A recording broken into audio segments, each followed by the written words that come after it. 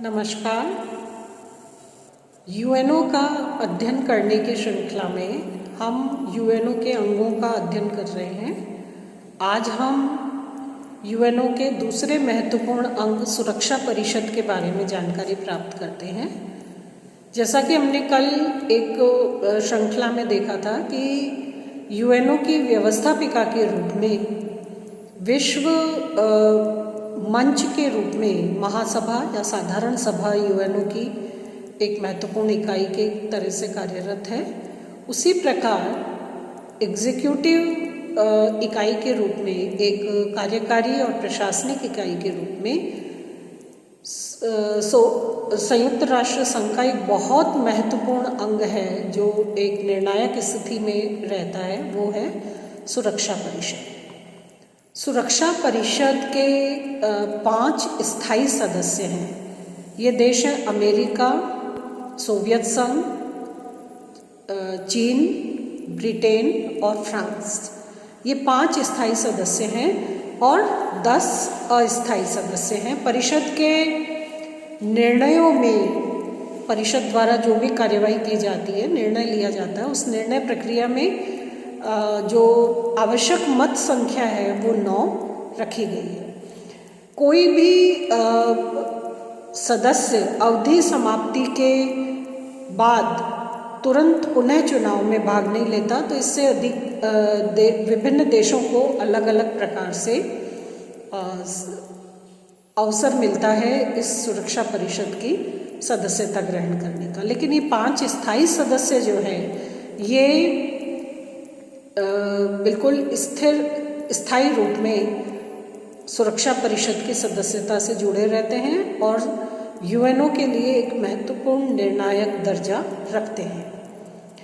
परिषद की बैठकों में, सुरक्षा परिषद की बैठकों में 14 दिन से अधिक का अंतराल नहीं होना चाहिए, क्योंकि ये प्रशासनिक दृष्टि से बहुत सक्रिय और महत्वपूर्ण इकाई है। जो यूएनओ के अधिकांशतः निर्णायक कार्य हैं वे समस्त सुरक्षा परिषद के द्वारा पूर्ण किए जाते हैं। तो इसलिए सुरक्षा परिषद की बैठकों में 2 हफ्ते से ज़्यादा का समय अंतराल ना हो। 2 स्थायी समितियां होती है। एक होती है विशेषज्ञ समिति जो कार्यविधि की नियमावली और उसका कार्य देखती है, और दूसरी होती है सुरक्षा परिषद की स्थायी समिति जो एक प्रकार से नवीन सदस्यों के प्रवेश कार्य से संबंधित देखभाल करती है या उसके बारे में जानकारी और सूचनाएं एकत्रित करती है, उनको स्थापित करती है और उसका निर्णय लेती है। इसके अतिरिक्त एक निशस्त्रीकरण आयोग की स्थापना जनवरी 1952 में की गई थी और उसका भी कार्य जो है वो सुरक्षा परिषद के द्वारा पूरा किया जाता है। परिषद का सभापतित्व जो है वो परिषद के सदस्यों में से ही निश्चित किया जाता है। अंग्रेजी वर्णमाला के अनुसार ABCD सदस्य राष्ट्रों के नाम के क्रम में परिषद का सभापतित्व निश्चित किया जाता है। तो ये एक प्रकार से सुरक्षा परिषद की अपनी कार्यवाही का ही एक भाग माना जाता है।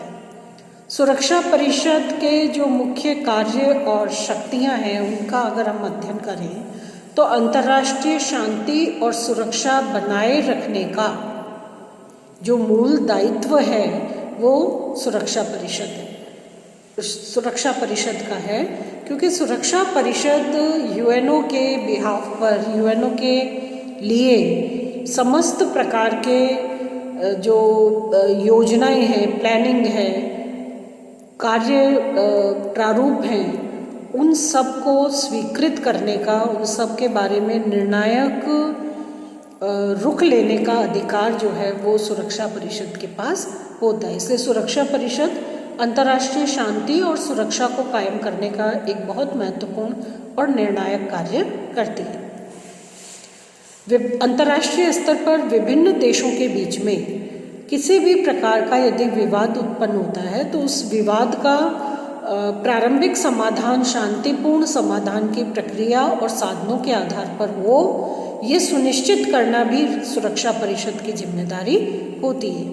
तो एक प्रकार से अंतर्राष्ट्रीय समुदाय में मानवता को सुरक्षित संरक्षित रखने के लिए अंतर्राष्ट्रीय शांति और सहयोग को बढ़ावा देने के लिए, विवादों के समाधान में शांतिपूर्ण समाधान की प्रक्रिया को ज़्यादा महत्वपूर्ण और प्रखर बनाने का एक बहुत ही निर्णायक और महत्वपूर्ण दायित्व सुरक्षा परिषद के द्वारा पूरा किया जाता है। इसी प्रकार सुरक्षा परिषद शांति के लिए सैनिक और असैनिक प्रकार के जितने भी आयोजन और व्यवस्थाएं हैं, उन व्यवस्थाओं को संपादित करती है। यूएनओ के सभी देश जो हैं वो इस बात के लिए वचनबद्ध हैं कि जब कभी भी सुरक्षा परिषद के द्वारा सैनिक सहायता मांगी जाएगी यूएनओ के लिए, तो ये सदस्य देश सुरक्षा परिषद की इस प्रकार की मांग पर अपने सैनिक और सैनिक सुविधाएं जो हैं वो सुरक्षा परिषद को मुहैया कराएंगे या उपलब्ध करवाएंगे। इस तरह का एक व्यवहार या प्रक्रिया जो है वो यूएनओ में स्थापित की गई है। तो अंतर्राष्ट्रीय स्तर पर सैनिक या असैनिक प्रकार की सहायता और सुविधा प्राप्त करने का यूएनओ के लिए अधिकार जो है वो सुरक्षा परिषद के पास होता है।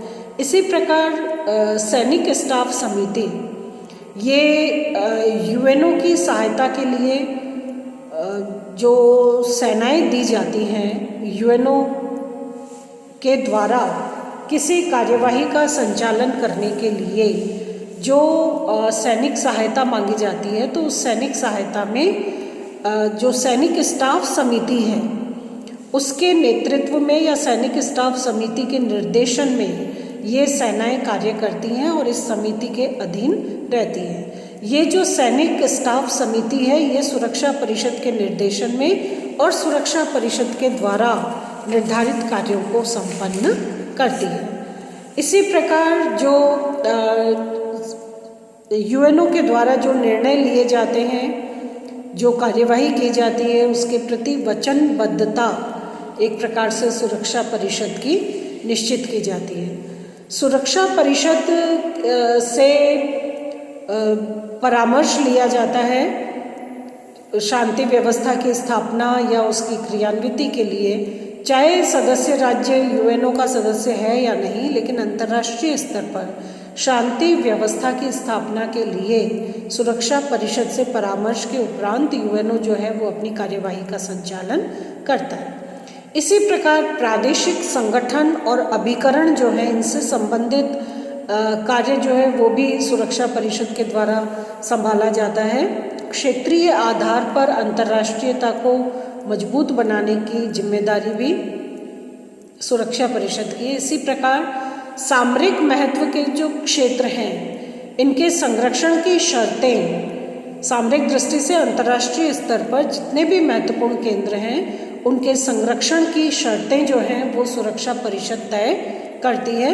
हालांकि अब जो है वो लगभग सभी संरक्षित क्षेत्र स्वतंत्र हो चुके हैं। अब ये सिर्फ एक प्रतीकात्मक व्यवस्था मात्र है, लेकिन लंबे समय तक जब तक संरक्षण की व्यवस्था थी तो सामरिक महत्व के क्षेत्रों में सुरक्षा परिषद का संरक्षण निर्धारित किया जाता था।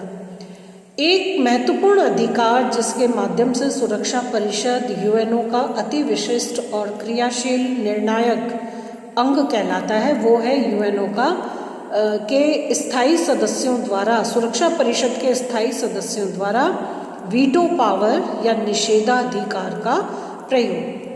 निषेधाधिकार वो निर्णायक अधिकार है जब यूएनओ में किसी विषय पर विचार चल रहा है, उस विचार को कार्य रूप में परिणत करने के लिए जब निर्णय लिया जाता है, वो निर्णय तभी मान्य होता है जबकि सुरक्षा परिषद के 5 स्थायी देश इस निर्णय पर अपनी सहमति प्रदान करें। ये 5 स्थायी देश सुरक्षा परिषद के जो 5 स्थायी सदस्य हैं जिसका भी हमने पूर्व में उल्लेख किया, ये जब तक उस पर अपनी सहमति नहीं लगाते तब तक वो निर्णय व्यवहारिक धरातल पर साकार नहीं होता। अगर 5 में से एक भी सदस्य अपने वीटो पावर का यूज़ करता है या निषेधाधिकार का प्रयोग करता है तो वो निर्णय सिर्फ 4 सदस्यों की राय से निर्णय रूप में परिवर्तित नहीं हो सकता। यूएनओ के माध्यम से किए जाने वाले प्रत्येक निर्णय पर उसको कार्य रूप में परिणत करने के लिए सुरक्षा परिषद के 5 स्थायी देशों की सहमति प्राप्त करना आवश्यक है। अब ये निषेधाधिकार या वीटो पावर जो है, ये सुरक्षा परिषद के 5 स्थायी देशों को प्रदान किया गया एक प्रकार का विशेषाधिकार है और इन 5 सदस्य राज्यों की अंतर्राष्ट्रीय स्तर पर सक्रियता और सहमति को एक प्रकार से सुनिश्चित करने के लिए निषेधाधिकार के रूप में ये प्रावधान दिया जाना तात्कालिक परिस्थितियों के संदर्भ में देखा जाए तो आवश्यक भी था। महाशक्तियों की जब तक अंतर्राष्ट्रीयता के क्षेत्र में भागीदारी नहीं होगी तब तक किसी प्रकार का निर्णायक आधार जो है वो यूएनओ का अंतर्राष्ट्रीय संघ का कायम नहीं होगा। तो महाशक्तियों की भागीदारी को सुनिश्चित करने के लिए अंतर्राष्ट्रीय राजनीति में उन्हें महाशक्तियों को सक्रिय बनाने के लिए ये जरूरी था कि उन्हें यूएनओ की सदस्यता से स्थायी रूप में जोड़ा जाए। इसलिए क्योंकि उन्हें अंतर्राष्ट्रीय संबंध और प्रक्रियाओं में अवॉइड नहीं किया जा सकता, महाशक्तियों की उपेक्षा से अंतर्राष्ट्रीयता को स्थापित करना व्यावहारिक रूप में संभव नहीं था। इसलिए निषेधाधिकार के रूप में ये अधिकार सुरक्षा परिषद के 5 स्थायी देशों को प्रदान किया गया। लेकिन इसका नकारात्मक प्रभाव और प्रयोग भी अंतर्राष्ट्रीय राजनीति को प्रभावित करता रहा, क्योंकि इससे सामूहिक सुरक्षा व्यवस्था जो है वो कमजोर होती है, जिसका एक उद्देश्य लेकर संयुक्त राष्ट्र संगठन चला था सामूहिक सुरक्षा का, उसका उद्देश्य थोड़ा बाधित होता है। शीत युद्ध के विकास और उसकी प्रक्रिया के काल में हमने देखा कि इस निषेधाधिकार का अनवरत दोनों गुटों की तरफ से प्रयोग किया गया एक दूसरे की रणनीति के संदर्भ में, कूटनैतिक उद्देश्यों को विफल करने के संदर्भ में। तो इसलिए ये एक ऐसी प्रक्रिया हथियार बन गया, निषेधाधिकार एक ऐसा हथियार बन गया जिसने शीत युद्ध की उग्रता को लगातार बढ़ावा दिया और विश्व शांति को इस अर्थ में बहुत बड़ा और गहरा नुकसान पहुंचा। इसी प्रकार इस निषेधाधिकार के माध्यम से यूएनओ में भी गुटबाजी को बढ़ावा देने का प्रयास जारी है और ये भी कहा जाता है कि जिन 5 देशों को, सिर्फ 5 देशों तक ही इस निषेधाधिकार को सीमित कर दिया गया, जो गलत है। इसको अपडेट करने की या इसका विस्तार करने की आवश्यकता है। और इस प्रकार ये निषेधाधिकार एक अनिवार्य तत्व होने के उपरांत भी कभी तो यूएनओ की गतिविधि में एक मजबूत स्तंभ के रूप में दिखाई पड़ता है, लेकिन व्यवहारिक रूप में जिस तरह से एक साधन के रूप में इसका प्रयोग किया जाता है अपने राजनीतिक तुष्टीकरण के लिए, कूटनैतिक दांवपेचों को या कूटनैतिक प्रयासों को साकार करने के लिए, तो इसके आधार पर ये वीटो पावर या निषेधाधिकार अंतर्राष्ट्रीय संगठन, प्रक्रिया और सद्भाव को नुकसान पहुंचाने वाली प्रक्रिया के रूप में भी देखा जाता है। इसी प्रकार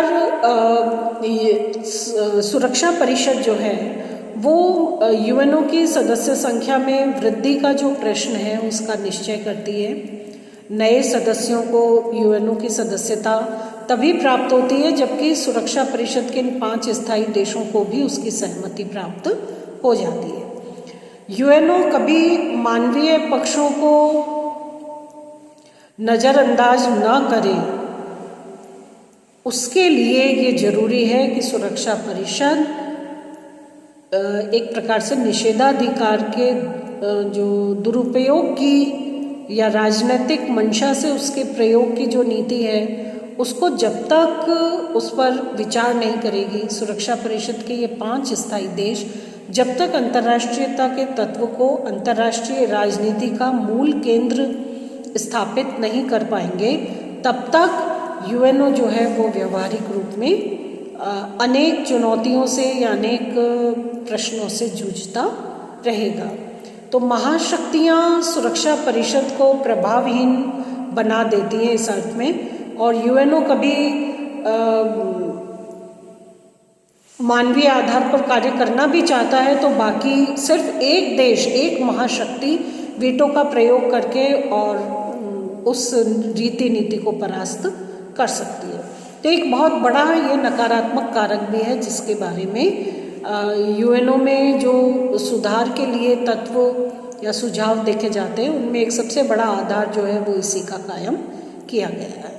तो इस प्रकार ये एक बहुत महत्वपूर्ण इकाई के रूप में सुरक्षा परिषद संयुक्त राष्ट्र संगठन की कार्यविधि को कार्य रूप में परिणत करती है। धन्यवाद।